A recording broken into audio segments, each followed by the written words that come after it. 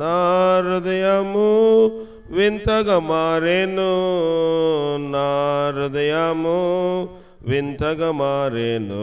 నాలో యేసు వచ్చినందున, నాలో యేసు వచ్చినందున సంతోషమే సమాధానమే, సంతోషమే సమాధానమే, సంతోషమే సమాధానమే. చెప్పనాశక్యమైన సంతోషం, చెప్పనాశక్యమైన.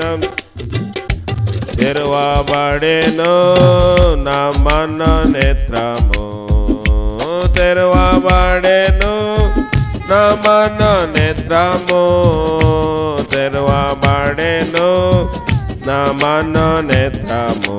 యేసు నన్ను ముట్టినందున, యేసు నన్ను ముట్టినందున సంతోషమే సమాధానమే, సంతోషమే సమాధానమే, సంతోషమే సమాధానమే. చెప్పనాశక్యమైన సంతోషం, చెప్పనాశక్యమైన సంతోషం. ఈ సంతోషము నీకు కావలెనా, ఈ సంతోషము నీకు కావలెనా, ఈ సంతోషము నీకు కావలెనా. నేడే యేసు నొద్దకు రమ్ము, నేడే యేసు నొద్దకు రమ్ము. సంతోషమే సమాధానమే, సంతోషమే సమాధానమే, సంతోషమే సమాధానమే. చెప్పనాశక్యమైన సంతోషం, చెప్పనాశక్యమైన సంతోషం.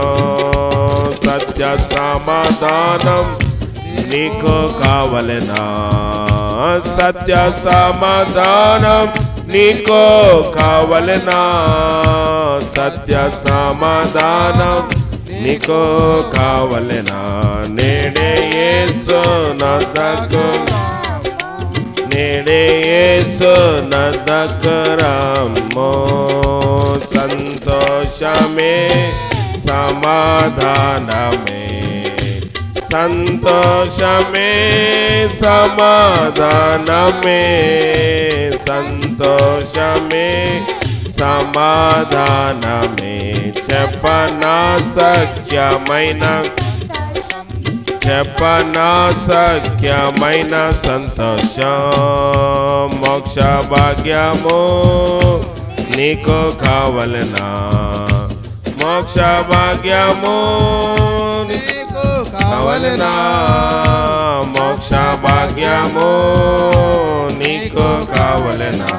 నేడే యేసు నొద్దకు రమ్ము, నేడే యేసు నొద్దకు రమ్ము.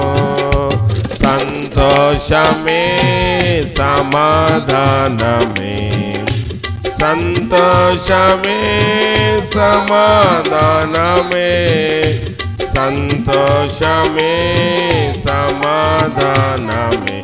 చెప్పనాశక్యమైన సంతోషం, చెప్పనాశక్యం. యేసు క్రీస్తును నేడే చేర్చుకో, యేసు క్రీస్తును నేడే చేర్చుకో, యేసు క్రీస్తును నేడే చేర్చుకో. ప్రవేశించు నీ ఉల్లమందు, ప్రవేశించు నీ ఉల్లమందు. సంతోషమే సమాధానమే, సంతోషమే సమాధానమే, సంతోషమే సమాధానమే. చెప్పనాశక్యమైన సంతోషం, చెప్పనాసఖ్యమైన సంతోషం. మనందరం లేచి నిలబడదాం, చిన్న పల్లవి పాడదాం. లేచి నిలబడి చాలా సేపటి నుంచి కూర్చున్నారు.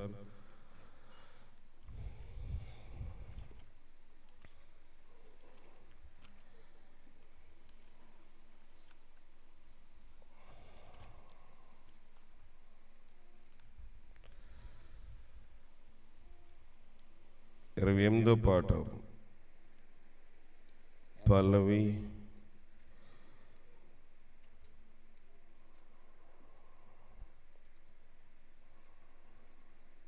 మొదటిసారి పాడుకుందాం. మహిమా ప్రభు నీకే. వెస్టర్న్లోకి వెళ్ళాం.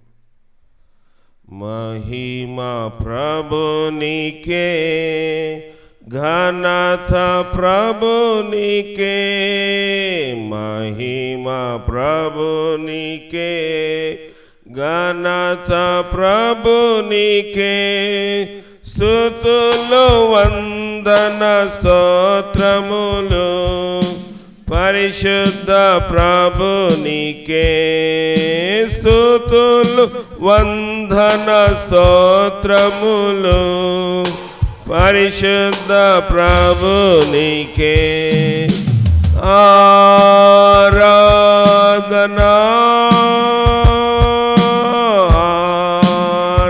ఆరాధనా ఆరాధనా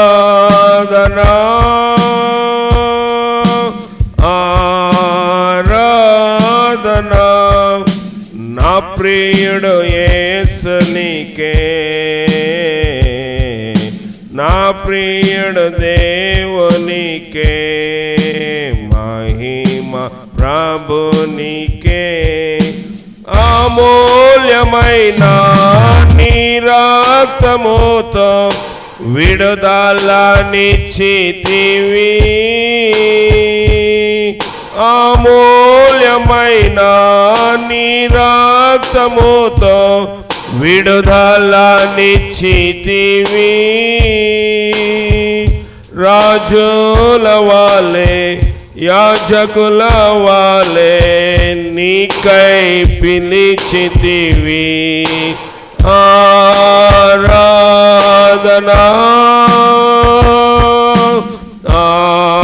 ఆరాధనా ఆరాధనా ఆరాధనా. నా ప్రియుడు యేసు నీకే,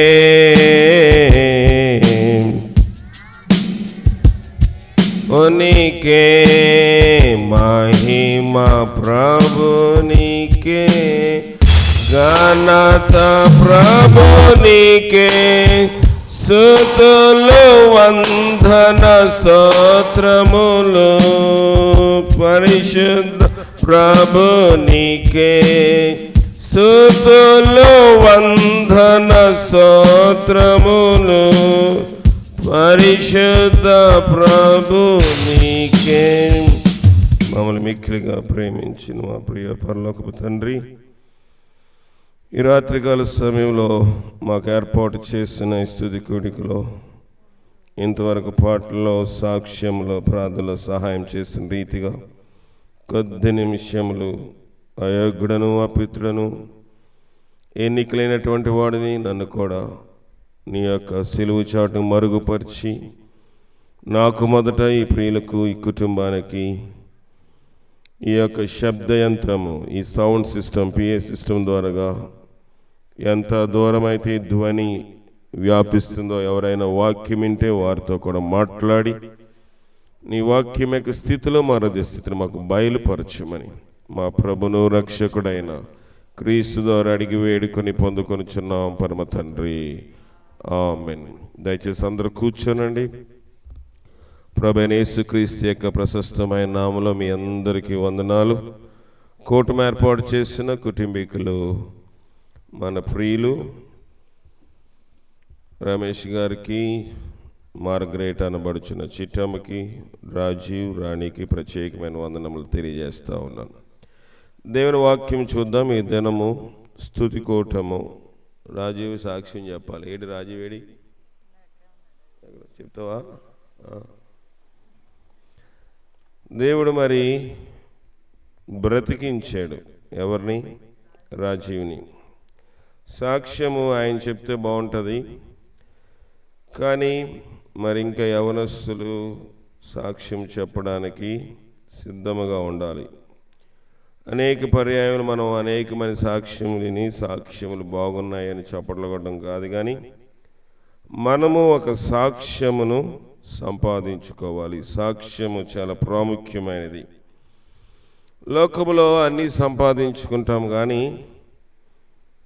సాక్ష్యము సంపాదించుకోవడం చాలా కష్టతరమైన పని. అందుకే ఇంగ్లీష్లో ఒక సామెత ఉంటుంది, when character is lost all is lost అని. గుణశీలము పోగొట్టుకుంటే సమస్తము పోగొట్టుకున్నట్లే. డబ్బు ఉందనుకోండి, ఏమంటారు? డబ్బు ఉంటే ఏం సుఖరా, ఆడు ఇలాంటి వాడురా, అలాగ సంపాదించాడురా, ఇలాగ సంపాదించాడురా అని అంటారు. కనుక వీటన్నిటికంటే ప్రాముఖ్యమైనది క్యారెక్టర్, లేకపోతే సాక్ష్యము, టెస్టిమోనీ చాలా విలువైనది. కనుక మనము అనేక సార్లు వాక్యం వింటున్నాం, దేవుని వాక్యమును మనం వినేవారుగా ఉంటున్నాం. దేవుడి కుటుంబంలో ఎన్నో మేలు చేశాడని సహోదరి చిట్టమ్మ అనబడుచున్న మార్గరెట్ సాక్ష్యం చెప్పింది. దేవుని దయను బట్టి మరి కుమారుడికి ఆరోగ్యము, మరి రమేష్ గారికి కూడా ఎక్కువ రావట్లేదు ఫిట్స్, దేవుడు కాపాడుతున్నాడని చెప్పి ఉన్నారు. ఇవన్నీ సంతోషమే, కానీ దేవుడు చేసిన మేలును బట్టి దేవునికి మనం ఏం చేయగలుగుతున్నాము? దేవుడు మనకు ఉపకారం చేస్తున్నాడు. మనకు వాక్యం ఏమీ తెలియక కాదు. వాక్యం ఎవరికి తెలీదా? అందరికీ వాక్యం తెలుసు. కానీ వాక్యము అవలంబించట్లో, వాక్యము పాటించట్లో మనము క్రమేపీ తగ్గిపోతూ ఉన్నాం, తప్పిపోతూ ఉన్నాం. కష్టం వచ్చినప్పుడు దేవుని సందుకు వస్తాము, ఇబ్బంది వచ్చినప్పుడు దేవుని సందుకు వస్తాము. కష్టం లేనప్పుడు మళ్ళీ ఒక అడుగు వెనక్కి వేసేస్తూ ఉంటాము. చాలామంది ఈ దినాల్లో కొరత అయింది ఏంటంటే దేవుని ఎడల కృతజ్ఞత లేకపోవడం. దేవుని ఎడల కృతజ్ఞత కలిగి ఉంటే, మనుషుల ఎడల కృతజ్ఞత కలిగి ఉంటే మనుషులకి ఏదో ఒకటి చేస్తాం. దేవుని ఎడల కృతజ్ఞత కలిగి ఉంటే దేవుడు ఏమడుతున్నాడంటే, నీ హృదయము నాకు ఇమ్ము, నీ హృదయము ప్రభునకు ఇవ్వాలి. ప్రభు అడిగేది అదొకటే. సాధారణంగా భక్తులు ఏం చేస్తారు చెప్పండి? లోకంలోని రకరకమైన మతాలు ఉన్నాయి. కొంతమంది దేవునికి కృతజ్ఞతగా ఒక టెంకాయ అంటే కొబ్బరికాయ తీసుకెళ్ళి కొడతారు. అంటే ఏం అర్పిస్తున్నారు వాళ్ళు? జలము. కొబ్బరి పెచ్చులు ఏమి తీసుకోడు దేవుడు. అక్కడ తీసుకుంటారా? పూజారి కొట్టిస్తారు, ఒకటి వీళ్ళ ఉన్న ఆ బాస్కెట్లో వేసుకుని పువ్వులు అన్నీ తీసుకుని వెనక్కి వచ్చేస్తారు. దేవునికి అర్పించింది ఏంటంట? నీళ్లు మాత్రమే. ఆ నీళ్లు చెంబుతో పట్టుకెళ్ళకూడదా? వాటర్ బాటిల్లోని సీల్డ్ బాటిల్, కొబ్బరికాయ అయితే మహా అయితే 50 రూపాయలు, కొన్ని దిక్కులు 100 రూపాయలు అమ్ముతారు. కానీ వాటర్ బాటిల్ చూస్తే 300, 400, 500 కూడా అమ్మే ఉన్నాయి. చాలా రకమైన శుభ్రపరిచిన మినరల్ వాటర్లు. నేను 250 రూపాయల వాటర్ బాటిల్ కూడా తాగిన రోజులు ఉన్నాయి. ఇదో గొప్ప కోసం చెప్పట్లేదు, కానీ దేవునికి అర్పించడానికి వాళ్ళు జలమును, నీరును తీసుకుని వెళ్తున్నారు. ఎందుకంటే వాళ్ళ యొక్క నమ్మకం ఏంటంటే అది పవిత్రమైనది. ఏ వ్యక్తి దాన్ని తాకలేదు, అది సృష్టిలో నుంచి వచ్చింది. ఏ వ్యక్తి తాగని పవిత్రమైన జలమును ఎవరికి ఇవ్వాలనుకుంటున్నారు? దేవునికి ఇవ్వాలి. మనం ఇవ్వగలమా? ప్రభు జలాలు అడగలేదు. యేసయ్యా నీ జలమీ అని అడగలేదు, నీళ్ళు బట్రా అని అడగలేదు, లేకపోతే మాంసం బట్రా అని అడగలేదు. నువ్వు బలిని కోరిన వాడవు కాదు, కోరినలు నేను అర్పించేదను. మరి ఏమడిగాడు? విరిగి నలిగినప్పుడు హృదయంలో నుంచి హృదయము విరిగి నలిగితే కళ్ళంటే ఏమొస్తుంది? జలము అనగా నీరు అనగా కన్నీరు వస్తుంది. కన్నీరు కార్చే వారి యొక్క ప్రార్థన దేవుడు బాగా ఆలకిస్తాడు. కన్నీరు ప్రార్థన చాలా ప్రాముఖ్యమైనది. చాలా రకమైన ప్రార్థనలు బైబిల్లో ఉన్నాయి, కానీ విరిగిన వారిని నువ్వు అలక్ష్యము చేయవు అన్నాడు దేవుడు. మనము కూడా ఎవరైనా కొన్ని కన్నీళ్లు పెట్టుకున్నారనుకోండి, కొంచెం నిట్టూరుస్తాం, అయ్యో పాపం అంటాం. ఒక మానవులుగా మనకే ఒక వ్యక్తి కన్నీరు పెట్టుకుంటే, ఓ వ్యక్తి కన్నీరు కారిస్తే మనకు బాధ అనిపిస్తుంది. అయ్యో అనవసరంగా ఈ వ్యక్తిని మాట అన్నాను, ఆయన లేకపోతే ఆమె కన్నీళ్లకు నేను కారణమేమో అని కొంత ఆలోచనలోకి వెళ్తాం. కానీ దేవాతి దేవుడు అంటున్నాడు, నీవెప్పుడైతే హృదయం విరిగిపోయిందో, నీ హృదయం ఎప్పుడైతే నలిగిపోయిందో, నీ కళ్ళంట వచ్చే కన్నీరు దేవుడు ఏం చేస్తాడంటే వారి కన్నుల ప్రతి బాష్ప బిందువు నేను తుడుస్తాను. కన్నీళ్ళు రాకపోతే తొడవుడు. దుఃఖపడువారు ధన్యులు, వారు ఓదార్చబడుదురు. కొండ మీద ప్రసంగంలోని దేవుడి మాట చెప్పాడు, దుఃఖపడువారు ధన్యులు. ఏ రకమైన దుఃఖము? లోకానుసారమైన దుఃఖము కాదు. మనము దేవుని దగ్గరికి వెళ్ళి, అనేక మంది లోకములోని ప్రతి ఒక్కరూ కూడా చేస్తున్నది ఏంటంటే దేవునికి ఏదో ఒకటి అర్పించాలి. మనము దేవుని సృష్టిలో నుంచి దేవుడు అరగట్లేదు. సృష్టి సమస్తము ఆయన చేతి పని అయ్యింది. సృష్టిలో ఉన్న ఏది ప్రభు అడగట్లేదు, కానీ ప్రభు అడుగుతుంది కేవలము మన హృదయము. నా హృదయము వింతగా మారేను, ఎందుకంటే యేసు నాలో వచ్చినందున. వచ్చాడా? పాట పొందు కాబట్టి పాడేమా? హృదయంలో దేవుడు లేకపోతే, హృదయంలో కాకుండా దేవుడు బయటే ఉంటే, నీ ఆరాధన, నా ఆరాధన, మన మాటలు, మీ మాటలు కేవలము వట్టి బోగస్ మాత్రమే. ఎందుకు ఈ మాటలు మనం ప్రస్తావించుకోవాల్సి వస్తూ ఉంది? దేవుడు ఉపకారము చేశాడు, దేవుడు మేలు చేశాడు, దేవుడు ఆయన అద్భుతం చేశాడండి.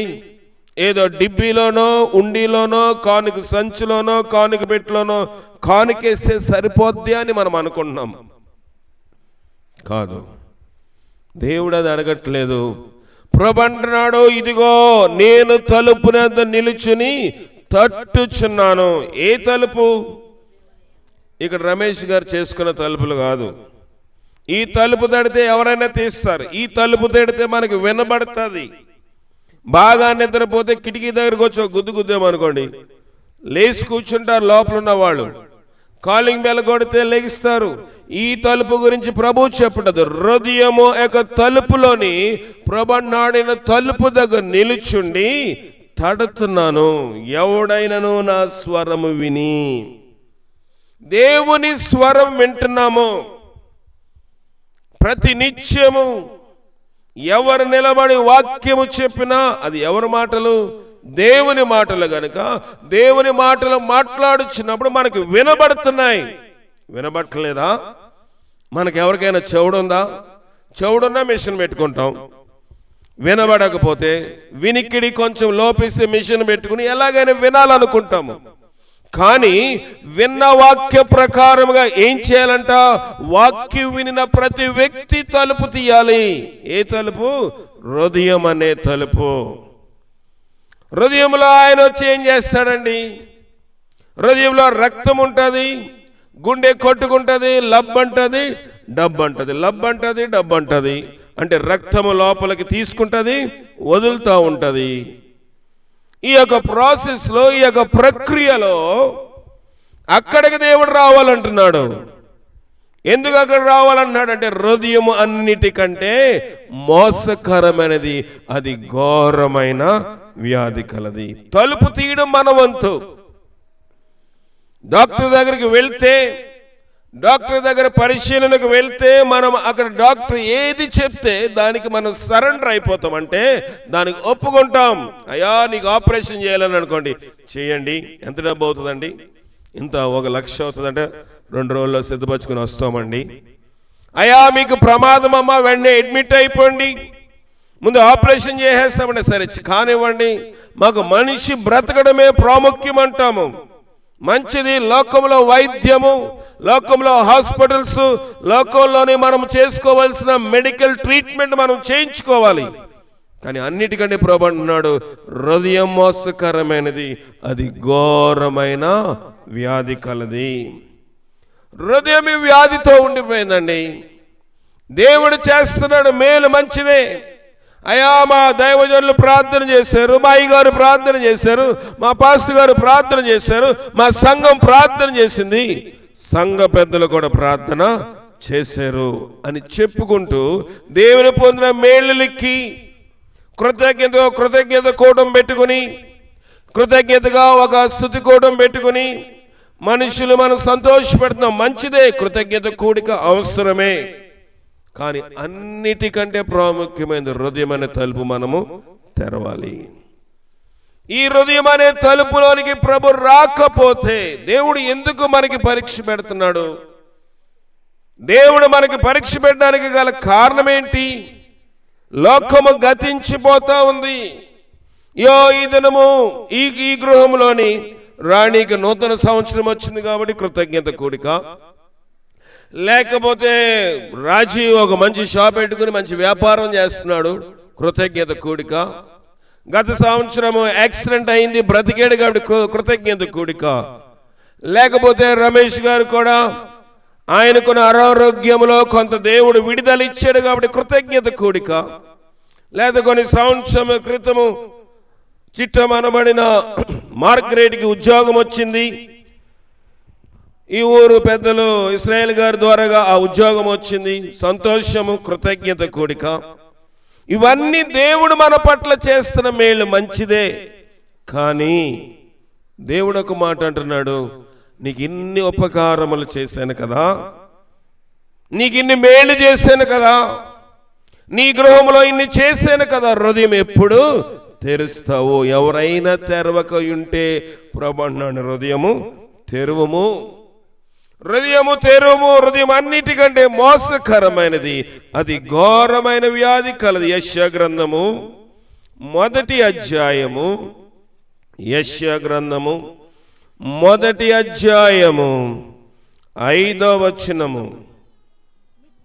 నిత్యము తిరుగుబాటు చేయొచ్చు, మీరేలా ఇంకను కొట్టబడదురు.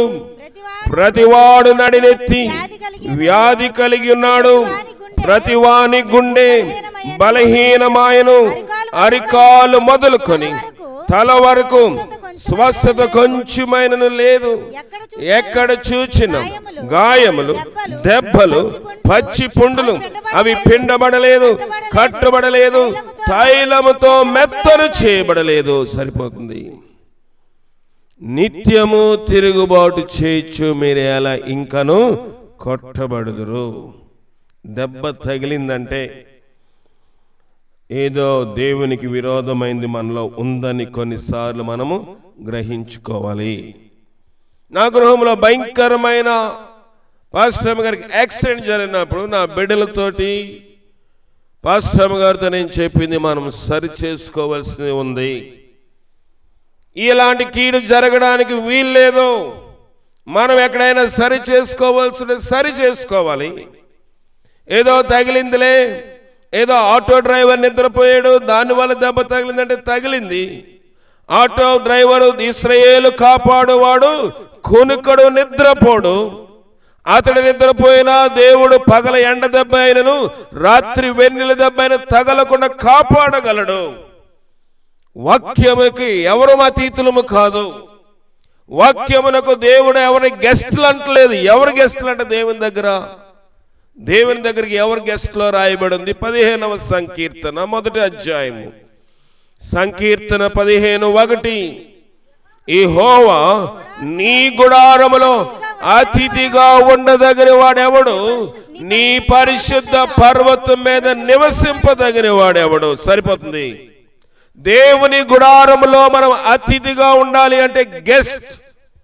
దేవుడు మనకి మర్యాద ఇచ్చి పిలవాలి. మనము మన ఇంటికి ఎవరైనా ఒక వ్యక్తి వస్తే మర్యాద ఇచ్చి కుర్చీ వేసి కాళ్ళు కడుక్కోవడం నీళ్ళు ఇచ్చి వాళ్ళు బస చేయడానికి మనం మంచం ఇచ్చి మనం క్రింద పడుకుని మనకు ఉన్నా లేకపోయినా కనీసం గుడ్లు కూరైనా పెడతామా పెట్టమా? పెడతాము. లోకంలో మన ఇంటికి వచ్చిన అతిథికి చాలా గౌరవం, మర్యాద, రెస్పెక్ట్ ఇస్తున్నాం. కానీ ప్రభు అంటున్నాడు, దావీదు అన్నాడు, యెహోవా నీ గుడారములో అతిథిగా ఎవడు ఉండగలడు? ఎవరికి రెస్పెక్ట్ ఇస్తావు ప్రభువా? నీ పరిశుద్ధ పర్వతం మీద నివసింపదగిన వాడు ఎవడు? లోకములోని మనం ఇచ్చే మర్యాదల ఆతిథ్యము మనం చనిపోయిన తర్వాత ఉండవు. ఉంటాయా? ఇప్పుడు నేను వచ్చాను, రాగానే చిట్టం బూర్లు పట్టుకొచ్చింది. ఏంటది? మర్యాద, గౌరవం. చచ్చిపోతే బూర్లు ఎడతారు, నాకు తీసుకెళ్ళిపోండిరా అంటారు. ఇంకా మేము వంటలు చేసుకోవద్దా? ఎంతసేపు ఉంచుతారండి? ఉదయం కాల నుంచి వంటలు చేసుకోకుండా ఉన్నాము, త్వరగా కార్యక్రమం సాగించండి. ఉంటుందా మర్యాద? బ్రతికి ఉన్నంత సేపు మనకు మర్యాద ఇస్తారు, చనిపోయిన తర్వాత మర్యాద ఉండదు. చనిపోయిన తర్వాత పైలోకంలో మర్యాద మనకు కావాలి. దావీదు అదే అంటున్నాడు, ప్రభువా నేను లోకంలో బ్రతికినంత సేపు నేను రాజును గనుక, నేను ఎన్నో సామ్రాజ్యములు దాన్ని మొదలుకొని బేర్షెబా వరకు సంస్థానములన్నీ పరిపాలన చేశాను గనుక, మహారాజు అని పేరు నాకు వచ్చింది గనుక నన్ను అందరూ మర్యాద చేశారు. కానీ ఈ లోకము నేను విడిచిపెట్టవలసి వచ్చినప్పుడు, ఈ లోకము నేను వదిలివేయవలసి వచ్చినప్పుడు ఏం చేయాలంట? నాకు మర్యాద కావాలి కదా. నేను లోకమును విడిచిన వెంటనే నాకు మర్యాద పోతుంది. అందరు నన్ను సమాధికి తీసుకెళ్ళండి, శ్మశానంకి తీసుకెళ్ళండి, వలకాట్లోకి తీసుకెళ్ళిపోండి, త్వరగా అతనికి చేయవలసిన దహన సంస్కారములు చేయండి, లేకపోతే ఉత్తర క్రియలు అంటే దినభోజనాలు జరిగించేస్తే మిగతా పనులు మేము చేసుకుంటాం అని అమర్యాద చేస్తున్నారు ప్రభువా. చనిపోయిన తర్వాత మర్యాద ఇచ్చే స్థలం ఇక్కడ కాదు, అక్కడ. చనిపోయిన వ్యక్తికి అది రాజు అయినా, ప్రధానమంత్రి అయినా, గవర్నమెంట్ ఆఫ్ ఇండియా ప్రెసిడెంట్ అయినా ఎవరికి మర్యాద ఉండదు. అందరిని తీసుకెళ్లి మట్లో కూర్చోబెడతారు, మట్లో కలిపేస్తారు, లేకపోతే హస్తికుల బూడిదని తీసుకెళ్లి గంగలోనో గోదావరిలోనో కృష్ణాలోనో కలిపేస్తారు. కుర్చీ వేసి కుర్చీలో పెడతారా? పెట్టరు, మర్యాద ఉండదు. కానీ చనిపోయిన తర్వాత ఒక స్థలమందు మనకు మర్యాద దక్కాలి. దావీదు అంటున్నాడు, యెహోవా నీ గుడారములో అతిథిగా ఉండదగిన వాడు ఎవడు? దేవుని గుడారములో మర్యాద ఎవరికి ఉంటుంది? ఏమంటున్నాడంటే నీ పరిశుద్ధ పర్వతం మీద ఎవరు నివసింపగలరు? 2వ వచనము, యథార్థమైన ప్రవక్తను కలిగి నీతిని అనుసరించుచు హృదయపూర్వకముగా నిజము పలుకువాడే. సరిపోతుందండి. యథార్థమైన ప్రవక్తన ఎప్పుడు వస్తుంది? హృదయము తెరిచినప్పుడు. యథార్థమైన జీవితం ఎప్పుడు వస్తుంది? హృదయము తెరిచినప్పుడు. హృదయపూర్వకంగా నిజము పలకాలి. మాట్లాడితే అబద్ధం ఆడేస్తాము. రూపాయికి అబద్ధమే, పావలాకి అబద్ధమే కదా. ప్రతి దానికి అబద్ధం ఆడేస్తాము. దేంట్లోని మనకి సత్యము లేదు. లోకము అపనమ్మకస్తులతో నిండిపోయింది, లోకము వేషధారణతో నిండిపోయింది, లోకము మోసముతో నిండిపోయింది. దేవుని గుడారంలో అతిథిగా ఉండగలమంటారా? ప్రశ్న వేసుకుందాం ప్రతి ఒక్కళ్ళమి. దేవుని వాక్యముకు ఎవరు అతిథులు కాదు. ఎవరో అతిథులంటే యథార్థమైన ప్రవక్తను కలిగి నీతిని అనుసరించుచు హృదయపూర్వకంగా నిజము పలుకువాడే. నిజము లేకపోతే, బ్రతుకు సత్యము లేకపోతే, నీ జీవితము నా జీవితం ఒక అబద్ధమైతే దేవుని యొక్క రాజ్యములో ఎవరమని ప్రవేశించలేము. నీ పూజలు, నా ప్రార్థనలు, నీ యొక్క ఇతిహాసాలు, నీ ఖురాన్ లేదా నీ మత గ్రంథాలు లేదా నా బైబిల్ అని పరలోకము చేర్చదు. ఏమి చేరుస్తుందంట? యథార్థమైన ప్రవర్తన. వృద్ధాప్యం వచ్చింది కనుక బైబిల్ చదువుతాను, ఖాళీ ఉంది కనుక నేను మత గ్రంథాలు చేస్తాను, నేను నా జీవితం అంతా వ్యర్థంగా గడిపేశాను, నేను ఇప్పుడు వృద్ధాప్యముకు వచ్చాను కనుక దేవుడా అని పిలుచుకుంటూ బ్రతికేస్తాను. హరే అంటే ఏంటి? దేవుడు. హరే దేవుడా, హరే దేవత అనుకుంటూ నేను ఆ యొక్క పదములు ధ్యానము చేసుకుంటూ బ్రతికేస్తాను అనుకుంటారు. భక్తి కాదు కావలసింది, బ్రతుకు మారాలి. భక్తి కాదండి. మనము దేవునికి ఏమిస్తున్నామో హృదయముని ఇచ్చినప్పుడు హృదయంలో ఉన్న పాపమునంతటిని ఆయన తొలగిస్తాడు. నీ భక్తి క్రియలు కాదు. నీవు అనుకుంటావు, నేను ఉదయం లేచి చన్నీళ్ళు స్నానం చేస్తే, నా శరీరం నేను ఆయాసపరుచుకుంటే నేను దేవుని దగ్గర ముక్తి పొందగలనని. అవుతుందా? అవదు. అనుకోవచ్చు, భ్రమపడచ్చు. నేను కొన్ని రోజులు మాంసాహారం మానేస్తే, కొన్ని రోజులు త్రాగుడు మానేస్తే, కొన్నిసార్లు నా పాపము, నా వ్యభిచారం మానేస్తే, కొన్నిసార్లు నేను ఒక సాధువు వలె నాకున్న శరీరాశలన్నీ మానేస్తే నేను ముక్తి అనగా పరలోకము చేరతానని మనుషులు భ్రమపడుతున్నాడు.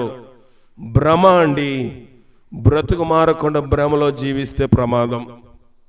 బ్రతుకు మార్చుకోమని చెప్తున్నాడు.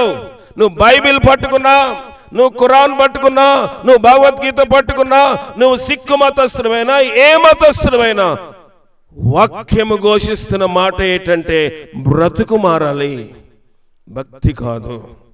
బ్రతుకు మార్చుకోకుండా దేవుని వాక్యము దావీదు ఒక కొలమానం ఇస్తున్నాడు. రాజు అయ్యుండి, గొప్ప రాజు అయ్యుండి ఒక కొలమానము, ఒక స్కేల్, దేవుని దగ్గరలో అతిథిగా ఉండడానికి ఒక స్కేల్ పెట్టాడు. ఒక మంచము చేయాలంటే దానికి కొలత ఉంటుంది, టేప్ తీసి కొలుస్తారు. ఎంత పొడవు ఉండాలి, ఎంత వెడల్పు ఉండాలి. ఇల్లు కట్టాలంటే దానికి ఒక కొలమానం ఉంటుంది, ప్రతి దానికి కొలమానం ఉంటుంది. అలాగే భక్తికి కొలమానం ఇక్కడ ఇస్తా ఉన్నాడు. ఏంటంటే యథార్థమైన ప్రవర్తన కలిగి నీతిని అనుసరించుచు హృదయపూర్వకంగా నిజ పలుకువాడు. ఆడు ఎలాగుంటాడంట? చదవండి. అట్టివాడు నాలుకతో కొండములు ఆడడు, తన చెలికానికి కీడు చేయడు, తన పొరుగు వాని మీద నింద మోపడు. సరిపోతుందండి. అట్టివాడు నాలుకతో కొండములు ఆడడు. కొండము అంటే ఏంటి? ఇక్కడయి అక్కడయి చెప్పడము, లేని ఉన్నాయి కలిపి చెప్పడము. దాన్ని ఏమంటారు మన భాషలో? సాడీలు అంటారు. ఇక్కడ కూడా తాండవాళ్ళు సాడీలని తెలుసా? అలాగే ఉన్నవి కొన్ని, లేనివి కొన్ని చెప్పినాడు. ప్రజలు బాగా నమ్ముతారు. తన నాలుకతో కొండములు ఆడడు, తన చెలికానికి, చెలికాడు అంటే స్నేహితునికి కీడు చెయ్యడు. చేస్తున్నామా? ఎవరినైనా మనం కొంచెం పొగిడేమనుకోండి, పక్కడికి ఏమొస్తుంది? అసూయ, ద్వేషం వచ్చేస్తుంది. ఈడు నాకన్నా ఎక్కువ పేరు సంపాదించాడు, నా ఫ్రెండ్ అవ్వచ్చు, నా స్నేహితుడు అవ్వచ్చు, వీడిని ఎలాగ తొక్కాలి, వీడిని పైకి రాకుండా చేయాలి. మనుషులకు పేరు వస్తే, మనుషులకి ప్రఖ్యాతి వస్తే, మనిషికి ఖ్యాతి వస్తే, స్నేహితుడు అనబడివాడు కూడా కీడు చేయడానికి తన యొక్క హృదయమును కేంద్రీకరిస్తూ ఉంటాడు. ఎవరు లేరండి. దేవుని వాక్యము చెప్తున్న మాట ఏంటంటే నీ పొరుగు వాని మీద నింద మోపొద్దు. ఎన్నిసార్లు నిందిస్తున్నాము, ఎన్నిసార్లు లేనివి ఇది కరెక్టే, ఇలాగా ఉండొచ్చని మనంతట మనమే ఊహించుకుని ఎదుటి వాళ్ళ మీద, పక్క వాళ్ళ మీద, ఇంట్లో వాళ్ళ మీద, వీధిలో వాళ్ళ మీద, సంఘం మీద, సమాజం మీద ఎన్ని లేనిపోని రుద్దేస్తాము. అతిథిగా ఉండగలమా? భక్తి కాదు, బ్రతుకు మారాలి. దేవుని గుడారంలో అతిథిగా ఉండగలమా? దేవుని యొక్క రాజ్యము చేరగలమా? చాలా మంది అనుకుంటారు క్రైస్తత్వం అంటే ఏదో ఒక మత మార్పిడి అనుకుంటారు. క్రైస్తవం ఎన్నడం మతం మార్చదు, బ్రతుకు మార్చుకోమని చెప్తుంది. క్రైస్తత్వం బ్రతుకు మార్చుకోమని చెప్తుంది. ఏదో 40 రోజులు 30 రోజులు 3 రోజులు దీక్ష కాలము కాదండి, జీవితాంతము. కార్య ఆరంభము కంటే కార్య అంతము మేలైంది కనుక జీవితాంతము క్రైస్తవుడు దీక్ష చేయాలి. ఆ దీక్ష చేసినప్పుడు అతడు కార్చే కన్నీరు ద్వారాగా దేవుని యొక్క రక్తములో అతని పాపము కడుగుతాడు దేవుడు. ఇక్కడ అట్టివాడు నాలుగుతో కొండములాడు తన చెలికాని కీడి చేయడు, తన పొరుగు వాని మీద నింద మోపుడు అతని దృష్టికి నీచుడు అసహ్యుడు. ఎవరి దృష్టి కంట? అతని దృష్టికి అతడే నీచంగా ఎంచుకుంటాడు. ప్రభువా, ఎప్పుడైనా మన బ్రతుకుని, మన పాప బ్రతుకుని చూస్తే మనం ఎప్పుడైనా ఆలోచించుకుంటే మన బ్రతుకు మనకే చిరాకు అనిపిస్తుంది. అయ్యా, నేను బాల్యకాలంలో ఇలాగ చెడిపోయాను, యవన కాలంలో ఇలాగ చెడిపోయాను, వివాహమైన తర్వాత ఇలాగ చెడిపోయాను, నా వృద్ధాప్యంలో చెడిపోయాను, నా ఆలోచనలు చెడిపోయాయి, నా ఊహలు చెడిపోయాయి.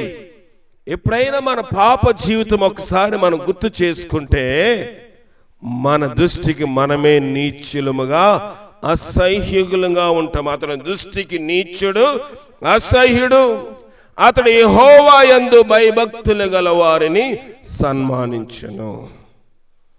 దేవుని యందు భయభక్తులు గలవారంటే కొంతమందికి ఎలా ఉంటుంది? హేళనగా ఉంటుంది.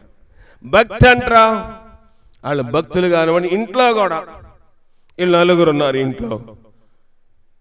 రమేష్ గారు, చిట్టమ్మ, రాణి, రాజీ. ఎవడైనా ఉదయం ఒకవేళ ప్రార్థన బైబిల్ తీసాడు అనుకోండి, ఎవరో ఒకళ్ళు 4లో భక్తి చేస్తుందమ్మా అంటారా ఏంటి? ఎవరైనా ప్రార్థన చేస్తుంటే భక్తుడు బయలుదేరాడమ్మా, భక్తురాలు బయలుదేరిందమ్మా, ముందు వెళ్ళి కొట్టుకెళ్ళి తీసుకురా, తర్వాత చదువుకుంది కానిలే. యెహోవా యందు భయభక్తులు గలవారిని, భయము భక్తి గలవారిని ఏం చేయాలంట? సన్మానించును, గౌరవించాలి. భయము భక్తి గలవారిని మనము గౌరవించాలి. దేవుని యందు భయభక్తులు గలవారిని మనం గౌరవిస్తేనే పరలోక రాజ్యం. దేవుని యందు భయభక్తులు గలవారిని మనం అగౌరవపరిస్తే ఏమవుతామంట? పరలోక రాజ్యము అతడు ప్రమాణము చేయగా నష్టము కలిగినను మాట తప్పడు. సరిపోతుందండి. తన ప్రమాణము చేయగా నష్టము కలిగినను మాట తప్పడు. ఏ మాట? నేను ఒకసారి నన్ను పెళ్లి సంబంధం దగ్గర మాట్లాడడానికి రమ్మన్నారు.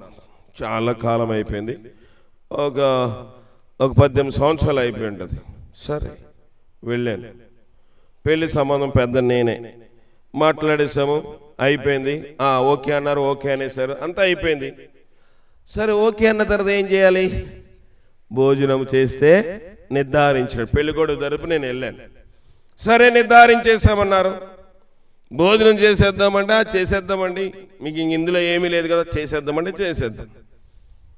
చేసిన తర్వాత ఒక 10 రోజుల తర్వాత నా దగ్గరికి వచ్చి, అయ్యా ఈ పెళ్ళి మనం చేసుకోవాలనుకోవట్లేదండి అన్నారు. ఏమైందండి? అమ్మాయి బండి దొక్కుతుందంట. ఏంటంట? అమ్మాయి బండి తోలితే పెళ్లి చేసుకోవడానికి ఇబ్బంది ఏంటి? అరే ముందు ఏదైనా సరే, నిజంగానే బండి తోలుతా ఉందనుకోండి, నిజంగానే బండి డ్రైవ్ చేస్తుంది, వాక్యం ఏం చెప్పింది? ప్రమాణము చేసాము ఏమని? మీ కుమార్తెని మేము వియ్యము అంటే మేము వివాహము చేసుకుంటాము. నిజమే, బ్రతుకు సరిలేదు, నష్టము కలిగినను మాట తప్పకూడదు. కొంతమంది బజాడ్ ఇచ్చేస్తారు, నష్టం వచ్చిందనుకోండి భజన వదిలేసుకుంటారు. నష్టము కలిగినను మాట, భజన కాదు మాట. బ్రతుకంటే అది. మనం అనుకుంటాం 1,00,000 రూపాయలకి 5,000 బజానా ఇచ్చానండి, బజానా కూడా వదిలేసుకున్నానండి. దేవుడు క్షమించడు. దేవుని వాక్యం అలా నేర్పించలేదు. బజానా వాళ్ళకి నమ్మకం లేక తీసుకున్నారు. బజానా నీ నమ్మకం కోసం నువ్వు ఇచ్చావు, ఎవరికైనా అమ్ముకోకుండా ఉంటాడని. కానీ వాక్యం చెప్పింది నీ మాట అవునంటే అవును, కాదంటే కాదు. పరలోకి వెళ్ళిపోదాం అనుకుంటున్నాం మనము. నష్టము కలిగినను మాట తప్పడు. అయ్యా నేను బజానా ఇచ్చేసానండి, అడ్వాన్స్ ఇచ్చానండి, అది సరికాదని తెలుసుకుని ఆ డబ్బులు కూడా వదిలేసుకున్నానండి. నువ్వు నష్టమైన నువ్వు చెప్పిన మాట కోసం నిలబడితే ఏమనుంది? నష్టము కలిగిన మాట. తప్పుడు ఆఖరిగా ఇంకొక మాట, తన ద్రవ్యమును వడ్డీకీయడు. చాలా మందికి దీంట్లో ఒక కన్ఫ్యూజన్ ఉంటుంది. ఏంటి? వడ్డీ ఇవ్వచ్చా ఇవ్వకూడదా? ఉందా? వాక్యంలో ఉంది కదా. వడ్డీకి చాలా మంది అనుకుంటారు, సగం మంది పైన వడ్డీకి ఇవ్వకూడదు, మంచిది. వడ్డీకి ఇవ్వకూడదు అని అనుకోవడము మంచిదే, కానీ బ్యాంకులో డబ్బు ఎందుకు వేస్తున్నారు చెప్పండి? బ్యాంకులో డబ్బు ఎందుకు వేస్తున్నావు? వడ్డీ కోసమే. ఎల్ఐసి ఎందుకు కడతావు? 5 సంవత్సరాల తర్వాత రెట్టింపు అవుతుంది. ఏంటది? వడ్డీ కదా, ఫ్రీగా ఇస్తున్నాడా? తన ద్రవ్యము ఎల్ఐసికి ఇచ్చినప్పుడు వడ్డీ అవుతుందా కాదా? బ్యాంకులో ఎందుకు వేస్తున్నావు? పొదుపు ఎందుకు కడుతున్నారు? ఇవన్నీ వడ్డీయే, తెలియకుండా వడ్డీ వ్యాపారం చేస్తున్నాము. దేవుని మాట అది కాదు. వడ్డీ తన సహోదరునికి ఇయ్యకూడదన్నాడు, కానీ వడ్డీ వ్యాపారము చేయకూడదని బైబిల్లో ఎక్కడా లేదు. తీద్దాం చూడండి, దేవుని వాక్యం ఆ మాట చూపిస్తాను.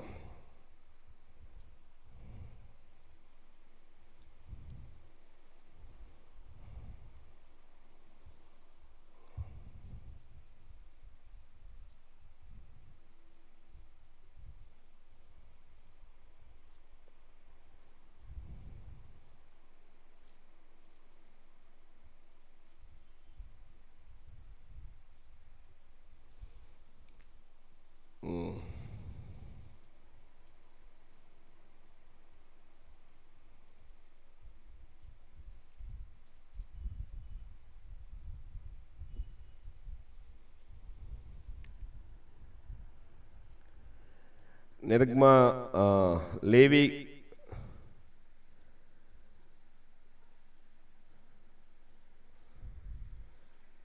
ద్వితీయోపదేశకాండం 23:19. ద్వితీయోపదేశకాండము 23:19 చదవండి. నీవు వెండినే గాని ఆహార ద్రవ్యమునే గాని వడ్డీకి వేయబడు దేనిని నీ సహోదరులకు వడ్డీకి ఇయ్యకూడదు. అన్యునికి వడ్డీకి బదులు ఇయ్యవచ్చును గాని నీవు స్వాధీనపరుచుకున్నట్లు చేరబోచున్న దేశంలో నీ దేవుడైన యెహోవా నీవు చే ప్రయత్నములన్నిటి విషయంలో నిన్ను ఆశీర్వదించినట్లు నీ సహోదరునికి వడ్డీకి బదులు ఇయ్యకూడదు. అది వడ్డీ ఇవ్వకూడదంటే దేనికి ఇవ్వకూడదంట? బయట వానికి వడ్డీ ఇవ్వచ్చు, ఎవరికి ఇవ్వకూడదంట? సహోదరునికి ఇవ్వకూడదు. సహోదరుని అంటే ఎవరు? అన్నయ్య కానీ తమ్ముడు కానీ. పాత నిబంధన, కొత్త నిబంధనలో సహోదరులు ఎవరు? సంఘము. సంఘములోని దేవుడు అన్నాడు సంఘములో చేయొద్దన్నాడు. సంఘములో మనందరము సహోదరులమై ఉన్నాము కనుక సంఘములో కాదు, అన్యునికి వడ్డీకి ఇవ్వచ్చు అన్నాడా? చదవండి ఆ మాట మరొకసారి. అన్యునికి వడ్డీకి ఇవ్వచ్చును గాని నిన్ను సరిపోదు. అన్యునికి వడ్డీకి ఇవ్వవచ్చును అన్నాడు దేవుడు. అన్యుడంటే దేవుని ఎరగినటువంటి వాడు. ఇది వాక్యము. ఇక్కడ వాక్యము మరొకసారి కీర్తనగాడు అన్నాడు, నీ ద్రవ్యము వడ్డీకి ఇయ్యకూడదంటే నీ సహోదరునికి వడ్డీకి ఇయ్యకూడదని మనం అక్కడ రాసుకోవాలి, చేర్చుకోవాలి. అంతేనా? నీ సహోదరునికి వడ్డీకి ఇయ్యకూడదు, తన ద్రవ్యం వడ్డీకి ఇయ్యడు. కిందనన్నాడు నిరపరాధిని చెరుపుటకై లంచము పుచ్చుకొనడు. సరిపోతుంది. ప్రియమైన దేవుని సంగమా, దేవుని యొక్క గుడారంలో అతిథిగా ఉండాలంటే, దేవుని యొక్క పరిశుద్ధ పర్వతం మీద మనం నివసించాలంటే, చాలా మంది అంటారు వీళ్ళు వడ్డీ వ్యాపారం అండి, దానివల్ల సంపాదించారండి కదా అన్న తర్వాత చాలా మంది దాని విషయంలో వ్యసన పడుతూ ఉంటారు. వాక్యము చెప్తున్న మాట యొక్క సత్యం మాత్రమే మీకు చెప్తా ఉన్నాను. నా సొంత మాటలు ఎన్నడూ చెప్పడం నేను ఇష్టపడను. తన ద్రవ్యమును సహోదరునికి వడ్డీ ఇయ్యకూడదు, అన్యునికి వడ్డీ ఇయ్యవచ్చును. ఈ మాట తర్వాత ఇలాగన్నాము, బాగానే ఉంది. వడ్డీ తప్పు అన్నప్పుడు వడ్డీ ప్రభుత్వ ఆఫీసులో మాట రాస్తారు, లంచము ఇవ్వకూడదు, లంచము తీసుకోకూడదు కదా, అవునా? ఇప్పుడు వడ్డీకి ఇవ్వకూడదు అన్నప్పుడు వడ్డీ తీసుకోవడం కూడా తప్పే కదా. చాలా మనము ఆధ్యాత్మికంగా లోతుగా పరిశీలన చేయాలి. మనం సమయానుకూలంగా వ్యవహరించకూడదు. ఒక మనిషికి మనము డబ్బులు, అయ్యో ఆయన వడ్డీ వ్యాపారం అండి, ఆమె వడ్డీ వ్యాపారం అని చెప్పినప్పుడు, తప్పు అన్నప్పుడు నీవు వడ్డీ తీసుకోవడం కూడా ఏమవుతుంది? తప్పే అవుతుంది. నీ అవసరం కాబట్టి నువ్వు తీసుకున్నావు. ఆ వ్యక్తి ఆమె అది ఇవ్వకపోతే నీ అవసరం గట్టెక్కుతుందా? ఎక్కదు. నీ అవసరం కోసం రంగు మార్చేస్తావు. ఎదుటి వాళ్ళ అవసరం కోసము ఆ వ్యాపారం చేస్తే మనం విమర్శ చేస్తాము. దేవుని వాక్యము తేటగా చెప్తున్న మాట ఏంటంటే అన్యునికి వడ్డీకి ఇవ్వవచ్చును. ప్రియమైన దేవుని సంగమా, దేవుని గుడారంలో అతిథిగా ఎవరు ఉండగలము? దేవుని పరిశుద్ధ పర్వతం మీద ఎవరు నివసింపగలరు? యథార్థమైన ప్రవక్తన కలిగి నీతిని అనుసరించుచు హృదయపూర్వకంగా నిజం పలుకువాడు. కనుక ఈ రాత్రికాల సమయంలో దేవుడు మనతో మాట్లాడుతూ ఉన్నాడు. ఈ ఆరాధనలో దేవుడు మనతో మాట్లాడుతున్నాడు. దేవుడు మనతో హెచ్చరిస్తూ ఉన్నాడు, హృదయము నాకు కావాలి. నీ హృదయము తెరువుము. నువ్వు ఏ దేశస్థుడమైనా, ఏ మతస్థుడమైనా, ఏ కులస్థుడమైనా, ఏ ప్రాంతస్థుడమైనా దేవుడు అన్నాడు, నీ హృదయం నాకు కావాలి. దేవునికి హృదయం ఇవ్వకుండా భక్తి చేస్తే, మనం బ్రతుకు మారకుండా భక్తి చేస్తే పరలోకము చేరలేము. ఈ గృహములోని దేవుడు మేలు చేశాడు, దేవుడు అద్భుతములు చేశాడు, దేవుడు ఆశ్చర్య కార్యములు చేశాడు. దానికి తగినట్లుగా స్తుతికూటం ఏర్పాటు చేసుకున్నారు. దేవుని వాక్య ప్రకారం మంచిదే. కానీ అంతకంటే ముఖ్యముగా ఇంకా ఈ కుటుంబంలో ఎవరైనా రక్షించబడకపోతే, ఇంకా వాక్యమైన వింటున్న మీలోని దేవుడు చేసిన మేలును బట్టి మీ గృహంలో ఇంకనూ ఎవరైనా రక్షించబడకుండా లోకములోనే జీవిస్తూ ఉంటే, ప్రభు అంటున్నాడు, అరికాల మొదలుకొని నడినెత్తు వరకు స్వస్థత లేదు. ఎక్కడ చూచినా గాయములు, దెబ్బలు, పచ్చి పుండ్లు, అవి పిండబడలేదు, కట్టబడలేదు, తైలముతో మెత్తన చేయబడలేదు. అంటే మన దేహమంతా పాపముతో ఉందని అర్థము. అరికాలు మొదలుకొని నడినెత్తు వరకు స్వస్థత కొంచెము కూడా లేదు. ఒక ప్రాంతం నుంచి ఒక ప్రాంతంకి వెళ్ళిపోతున్నాడు ఆ వ్యక్తి. పేరు రాయబడలేదు కానీ యెరూషలేము నుంచి యెరికో పట్టణకు దిగి వెళ్ళొచ్చు.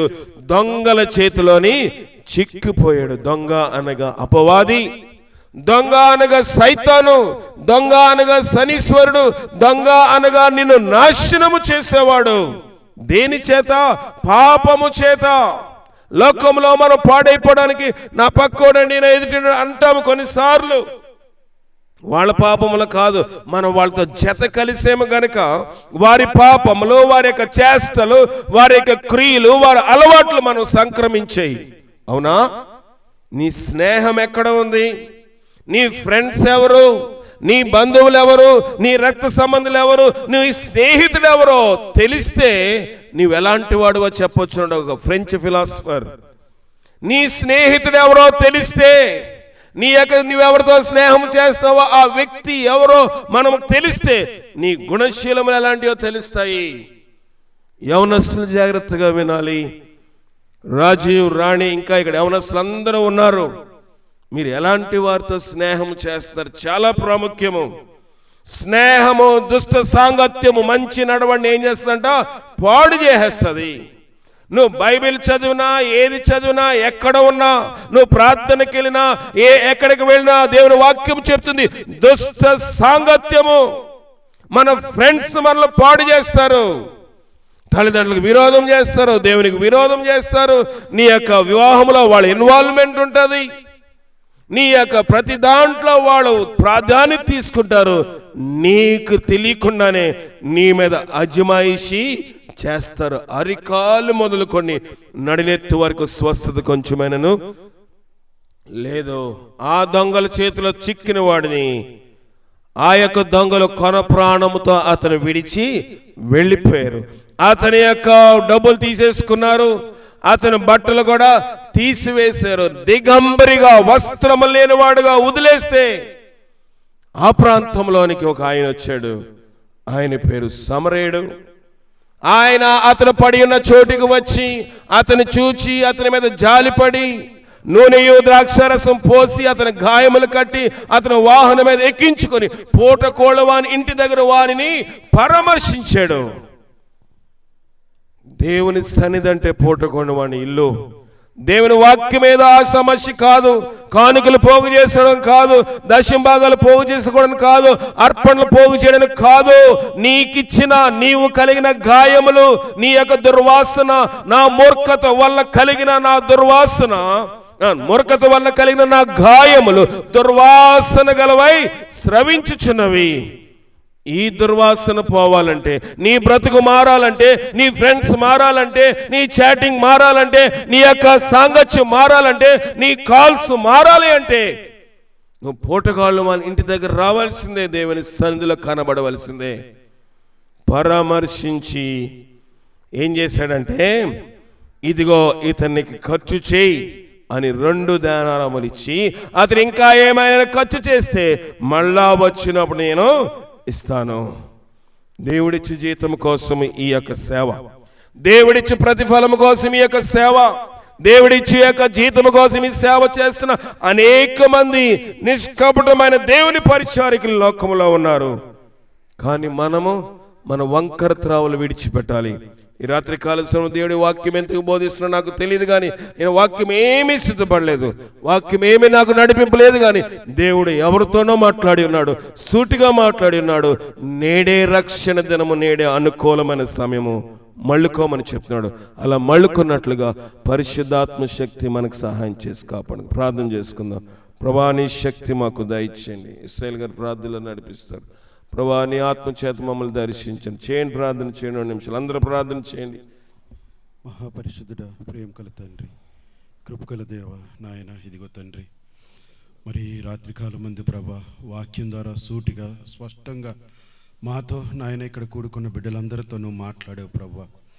మరి తండ్రి ఇదిగో మైక్ ద్వారా ప్రభా ఈ వాక్యం ఎంతవరకు నాయన విస్తరించిందో తండ్రి, మరి ఎంతమంది హృదయాల్లో ప్రభా ఈ వాక్యము నాయన విత్తబడిందో తండ్రి, నాయన నాకైతే తెలియదు. కానీ ప్రభా నాతో నువ్వు సూటిగా మాట్లాడేందుకే నీకు వందనాలు ప్రభా.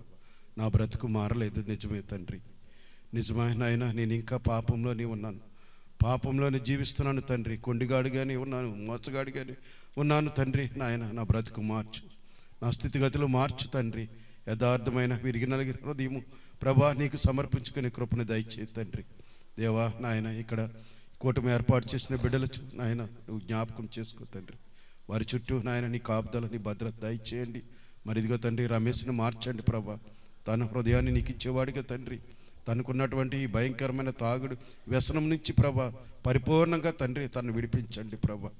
ఇచ్చిన 2 బిడ్డలను జ్ఞాపకం చేసుకొని ప్రభా, మరి ఆ బిడ్డల చుట్టూ నీ కంచి వేయండి తండ్రి.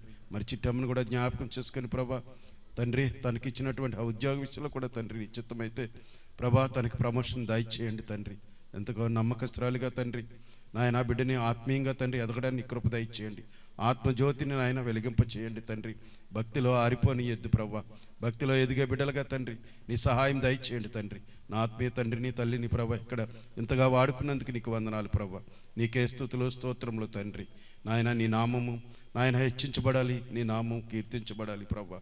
ఇదిగో తండ్రి నాయన, మరి వచ్చిన బంధువులను జ్ఞాపకం చేసుకోండి నాయన. ఈ వాక్యం ఇంకా అనేక మంది తండ్రి అన్యులు కూడా ఈ వాక్యం విని ఉన్నారని నేను నమ్ముతున్నాను తండ్రి. ఎవరి హృదయంలో ప్రభా ఈ వాక్యం ఎత్తబడుతుందో తండ్రి వారి హృదయాలు మార్చండి. నీ చిత్తమైతే ప్రభా నాయన నశించిపోతున్న ఆత్మను వెతికి రక్షిస్తానని నీ వాక్యం ద్వారా నువ్వు మాట్లాడినావు నాయన. ఆ వాక్యము తండ్రి విన్నవారందరూ నాయన మారి నాయన నీ సన్నిధికి నడిపించమని యేసు పరిశుద్ధ నామం పేరిట అడిగి వేడుకొని పొందుకొని చున్నాము తండ్రి. ఆమేన్. మన పరమ తండ్రి అయిన దేవుని యొక్క ప్రేమ, కుమారుడైన యేసుక్రీస్తు వారికి కృప, పరిశుద్ధాత్మిక నిన్ను సావాసము, కూటమి ఏర్పాటు చేసిన ఈ కుటుంబం, కూడి వచ్చిన సంఘమును, బంధువులను, ఇరుగు పొరుగు వారిని, రక్త సంబంధిత స్నేహితులను సదా తన ఆశీర్వాదంతో నింపి ఆయన గుడారంలో అతిథిగా ఉండటకు సహాయం చేసి నడిపించి దీవించి ఆశీర్వదించునుగాక. ఆమెన్. అందరికీ వందనాలు.